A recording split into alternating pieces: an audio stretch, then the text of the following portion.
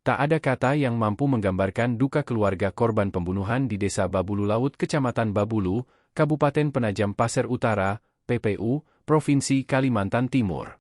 Dalam proses rekonstruksi, berkali-kali mereka menyampaikan keinginannya untuk ikut menyaksikan langsung apa yang dilakukan tersangka Junaidi terhadap kelima korban.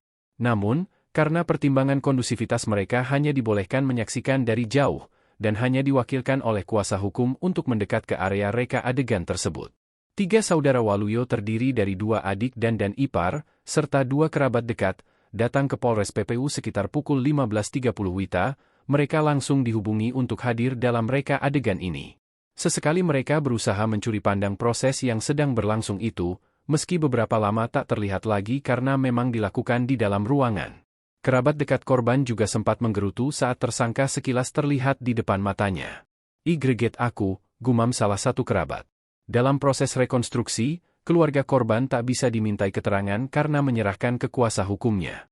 Kuasa hukum korban, Asrul Padupai, mengungkapkan bahwa keluarga korban berkeinginan agar tersangka diadili seberat-beratnya, mengesampingkan bahwa ia adalah anak di bawah umur. Kata Asrul, tersangka dianggap dewasa karena kurang sebulan lagi berusia 18 tahun, telah memiliki KTP dan hak pilih. Untuk itu, menurutnya tak ada alasan untuk memberikan perlakuan peradilan khusus kepada tersangka.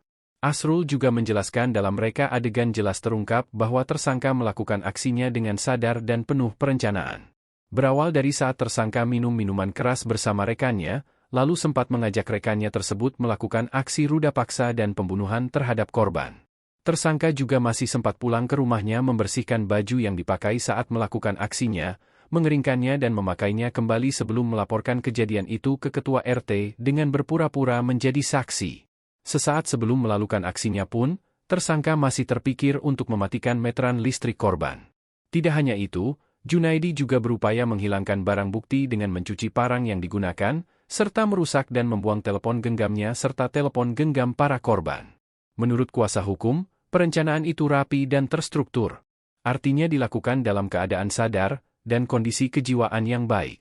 Kuasa hukum juga menganggap tes kejiwaan atau psikologi terhadap tersangka Junaidi tidak perlu dilakukan.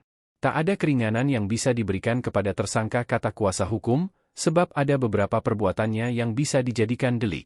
Mulai dari pembunuhan yang terencana, pemerkosaan, pencabulan anak di bawah umur, dan pencurian. Meski demikian, mewakili keluarga korban, ia memberikan apresiasi ke Polres Penajam Pasir Utara yang bergerak cepat mengamankan tersangka dan memprosesnya dengan segera.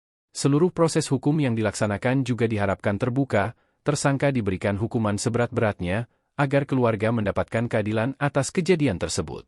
Download Tribun X sekarang, menghadirkan lokal menjadi Indonesia.